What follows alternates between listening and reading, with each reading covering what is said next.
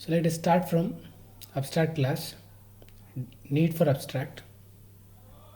Let us assume that we have a product class and all items being sold in our online app extend this product class.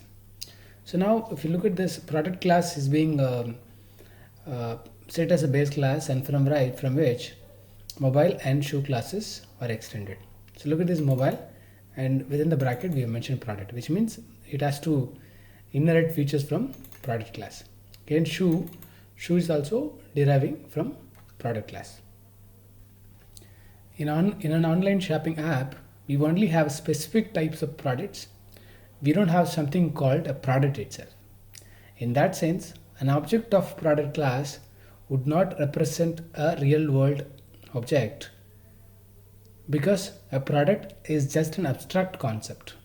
While shopping, we purchase types of products, not a product itself. Thus, the best practice is not to create object of the parent class.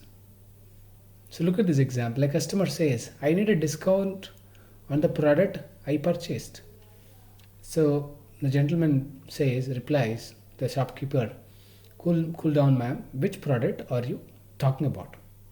So if we go back and look at, we say we talk about mobile or a shoe.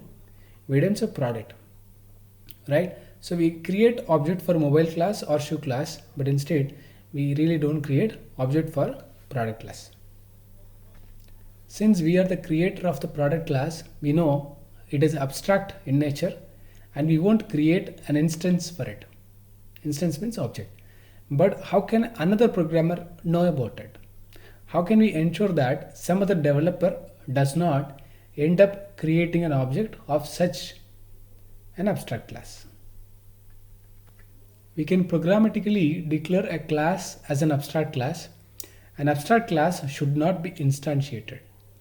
Note, in Python you will not get an error if you try to instantiate it. However, in languages like Java, C++, C#, you will get an error if you try to instantiate an abstract class. So in Python, an abstract class is created this way from ABC. ABC stands for abstract base class. From ABC, import ABC meta, inbuilt special class. ABC meta is an inbuilt special class.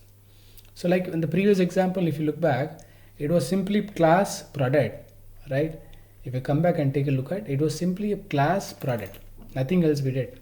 But now for the same base class, what you need to do, you will have to use this line from ABC import ABC meta class product, then you will have to use meta class is equal to ABC meta. Then rest all remains same. Meta class define how a class should behave. Here we indicate that the product class should behave like an abstract base class, ABC class. In an abstract class, if an abstract class should never be instantiated, then what is the use of such a class? So a question naturally comes in our mind. The only way we can use an abstract class is to make other classes inherit from the abstract class. An abstract class is meant to be subclassed.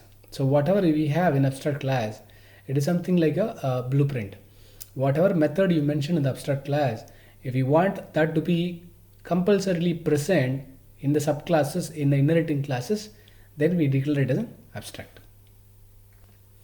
Let us extend the concept of abstract class further. All products must have a return policy method which will display the number of days within which the products have to be returned. Look at the example product. This is an abstract, it's a base class. So you have a method named as return policy.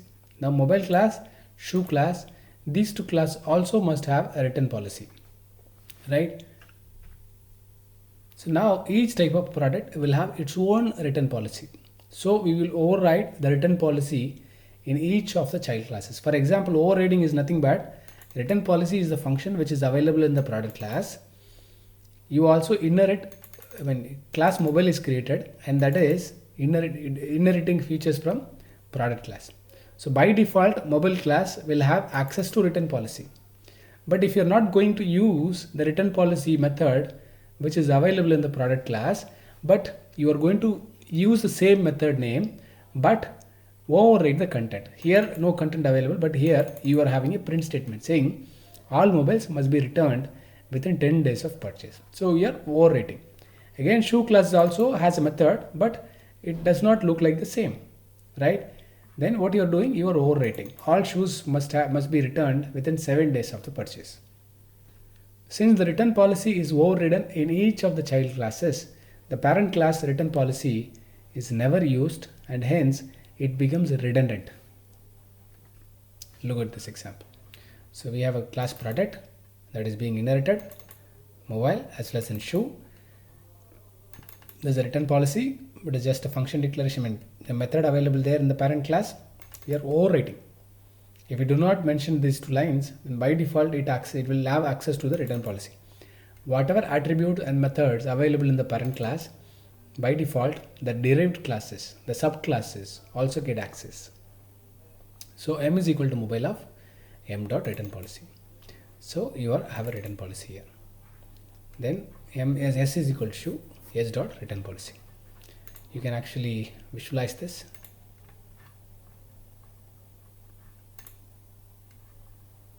A class is created named as a product. It is created in the global frame and it has a return policy method, right?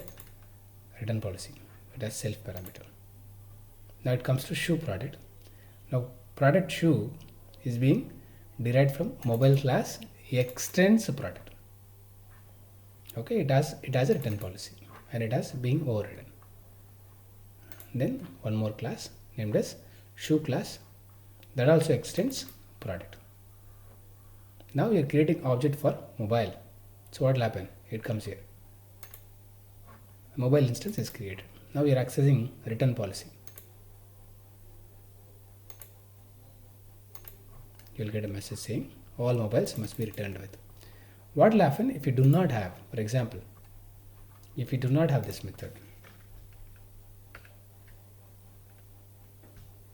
For example, okay, what will happen if you do not have this method? Let's see.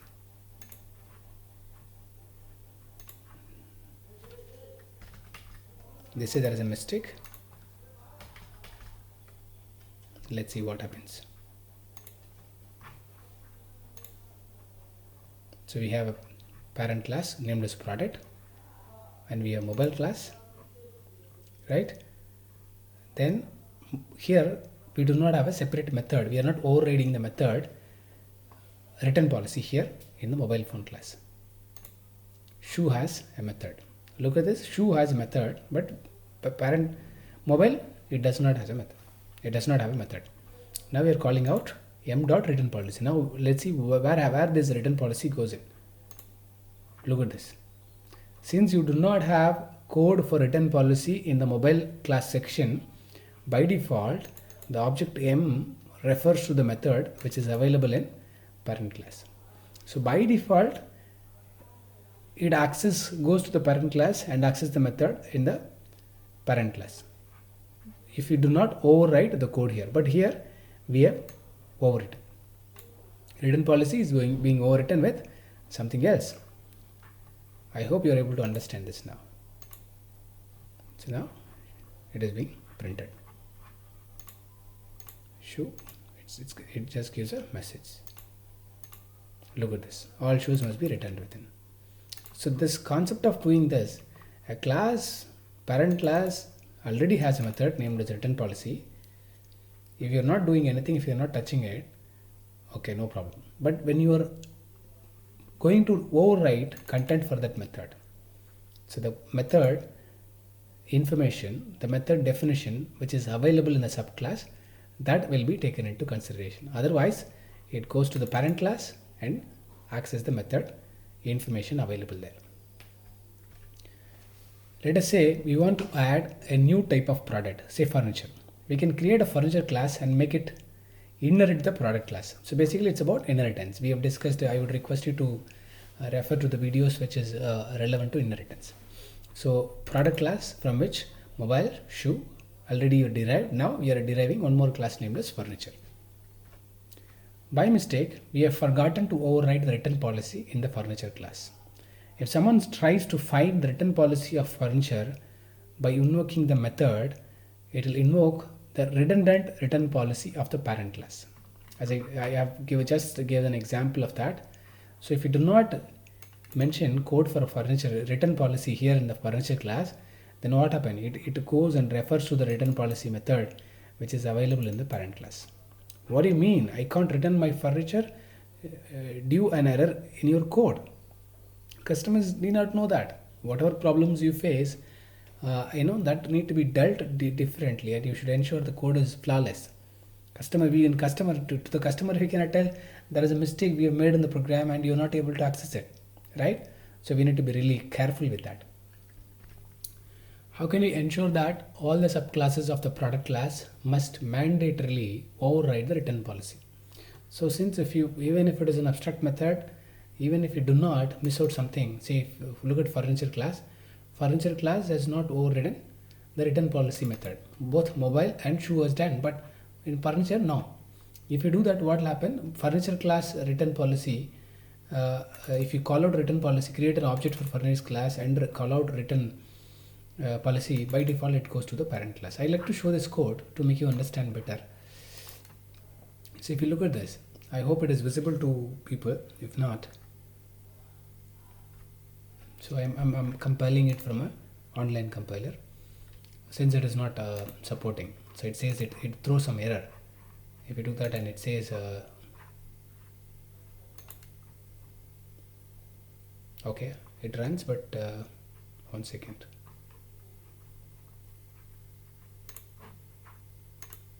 Yes, it is giving error like ABC not supported. We are not able to visualize this. But anyway, I think since we are able to get the output, let's see. So here I like to give a message saying from base class. This method is, see, look at this. Let's create an object for shoe class or mobile class. So you're trying to access the return policy. So what will happen? All shoes must be returned within 7 days of purchase. Fine, it gives a message. But if you create an object for let's say for mobile, you try mobile, you create an object for mobile, okay, then you're trying to access it, return policy. So what it says, all mobiles must be returned within 10 days of purchase, but you have not given code for furniture class. So if you do not give code for furniture class, if you do not override, what will happen? For example, furniture of, you are trying to access this method.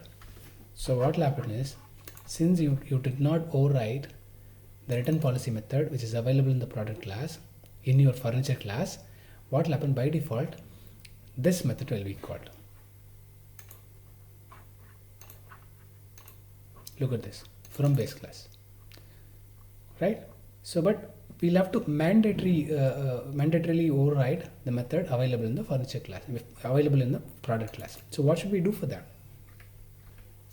If you programmatically declare our return policy of product class as an abstract method, then every subclass of product class must override the abstract method. We can make our return policy as an abstract method as shown below. Let's go back to the previous example and see here. If you make it as abstract method, so add. So look at this, there are two things you need to do. One is from ABC import ABC meta, comma, then you'll have to add this abstract method. Then above this method return policy with annotated symbol, with add symbol, you'll have to say it is an abstract method.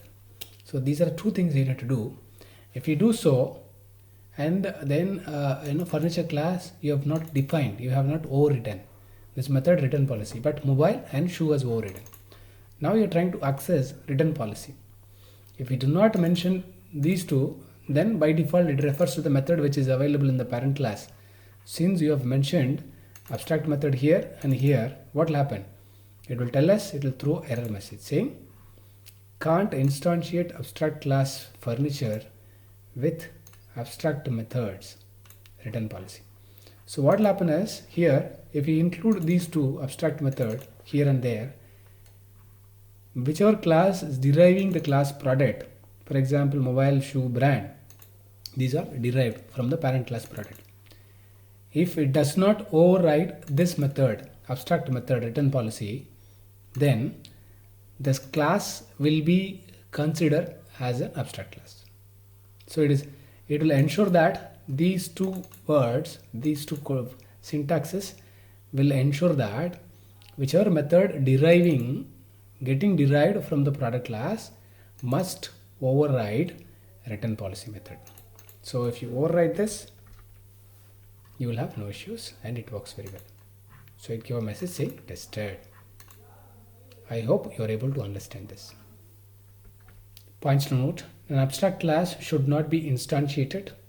An abstract class may contain zero or many abstract methods. Even if one method is abstract, then we will get an error if you try to instantiate the class. You won't be able to instantiate. If you're trying to instantiate, then it will create a problem. Look at this. Cannot instantiate abstract class product with abstract methods return policy.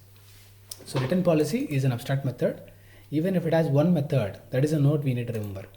Even if one method is abstract, then we will get an error if you try to instantiate the class. If a method is abstract, then the subclass must override the abstract method. Else we cannot instantiate the subclass also. Look at this, what happened. Previous example, furniture, it has to override this return policy abstract method. Otherwise, we won't be able to instantiate furniture class. So it is just this is a furniture of is the instantiation. F1 is nothing but a reference variable for that. Look at this. So what will happen? Cannot instantiate abstract class furniture.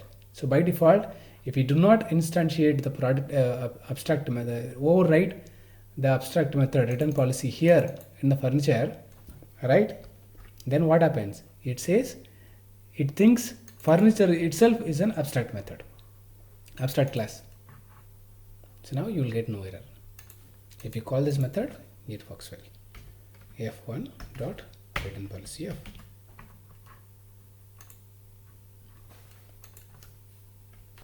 If a child class overrides the abstract method, then its own child classes need not override the abstract method. For example, furniture is a child class of product. Sofa is a child class of furniture.